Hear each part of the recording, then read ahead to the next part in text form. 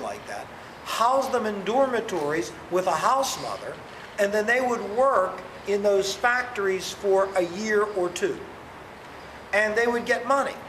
And they would save that money, and then that money would be part of what they called a dowry, right?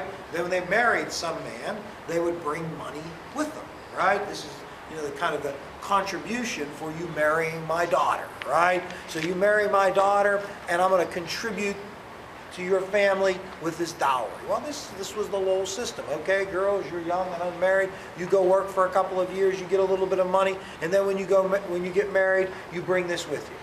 This system, the Lowell system, became kind of famous. The Lowell system of taking these females off to the factory for this brief period of time, and working there became kind of famous. And historians kind of debate it. I mean, was this like degrading to women, or was it liberating? You can say, well, is it degrading? It was forced labor. But, on some level, these women had independence and published kind of newspapers amongst themselves, and then had money. So, there's kind of a discussion in history whether it was degrading or liberating, the Lowell system, but it's kind of famous. Now, it connects to term 23, which is the cult of domesticity. The cult of domesticity has to do with a change in the nature of work. When people started to leave their homes to work, to go to the factory, or to go to the office, there became a separation between the home sphere and the work sphere. Right? A separation between the home sphere and the work sphere. Now, in the home sphere, the woman was supposedly sovereign. The woman was responsible to provide a home for the man and the family. A home that would be a refuge from the confusing world of work. A home that would foster something called Republican ideals. There was this notion of Republican motherhood, that women were responsible to inculcate into their children a sense of Republican values and Republican virtues. And so the cult of domesticity elevated women as sort of, the central figure in now these not divided homes, separate homes. Okay, now, the market revolution, industrialization, other transportation improvements, communication improvements, all represented change. Now, as a result of that, that change kind of spurred a movement for reform. So the Jacksonian era corresponded to a time period where a lot of different people wanted to do a lot of different things. Where are they going? I don't know. They're musical. Oh, well, good luck to you. What do you do there? Oh, you guys are in the pit. Well, good luck to you at the musical performance. Right? I'll pretend like I can see you. Yeah, I'll sit back. I'll be there. I'll pretend like I can see. You go tonight. Oh, yes. I'm going to go a little bit later after we're done here. So we can go to 7:29, right? We can go into the 11th hour. All right, so what were we talking about a ways before the pit left? Cult of domesticity. Oh, we're talking about the cult of domesticity. Oh, no, I know what we're talking about, the age of reform. Oh, sorry. Emery, we were almost done. We almost have our terms completed here. We want to try to get to as close as we can to term 30, right? So, the age of reform. So the age of reform was, corresponded with the Jacksonian era, and what people wanted to do was fix what they saw, the problems in society. And it may have been a backlash against change. They saw the world around them changing, and they wanted, to sort of provide some level of stability, and so they wanted to fix what they considered to be problems.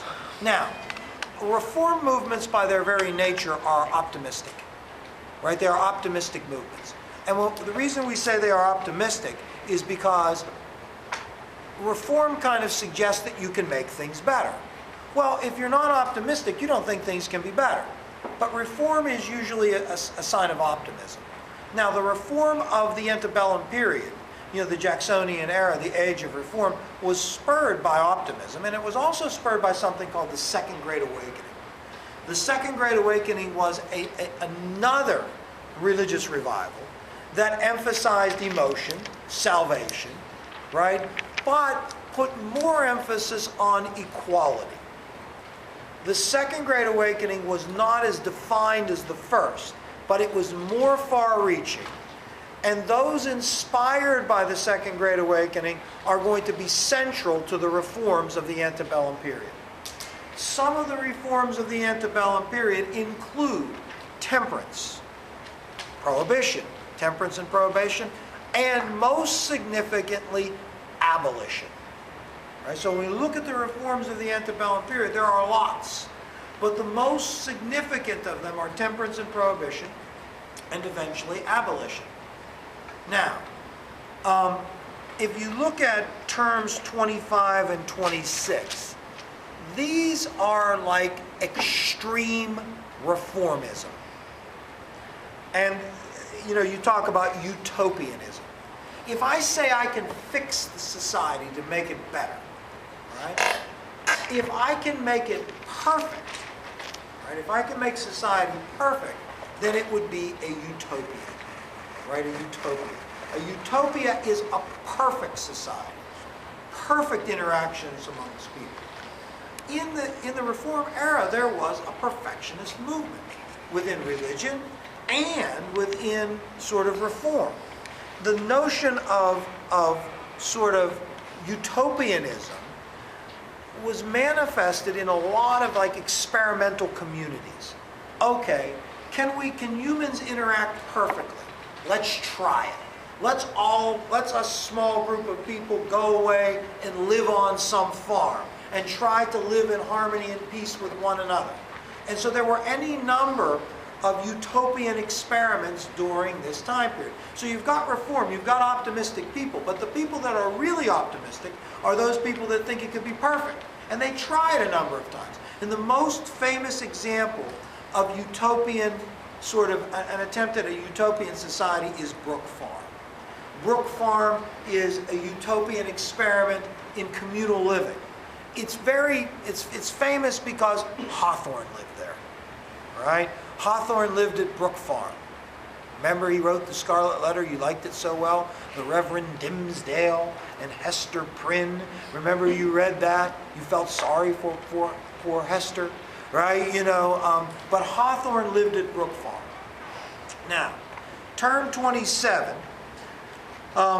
is Nativist.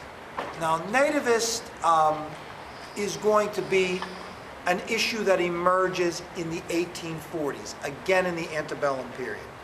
In the antebellum period, in the 1840s, a large number of immigrants came to America from Ireland and Germany. It was the largest proportional immigration in American history, right? And many of these immigrants that came were impoverished Irish immigrants who came and didn't have enough money to leave wherever they disembarked. Now, as a result, their numbers appeared to be overwhelming to a lot of people. Overwhelming numbers of immigrants, flooded into the United States. And some people believed that these immigrants represented a threat to the country, to our culture, to our society. That these immigrants had different religions, they even believed racial compositions, and that America wasn't for them. America was for Americans. And the notion that America is for Americans is called nativism. And so we see a surge of nativism in the 1840s. Eventually, the greatest manifestation of that nativism is, for this time period, the emergence of the Know-Nothing Party. And the Know-Nothing Party was a party that was founded on the idea of nativism. That we are going to particularly keep Catholics from dominating our society. Right? Now, if you think about it, two things kind of don't go away that emerge in the antebellum period. One is the notion of temperance and prohibition.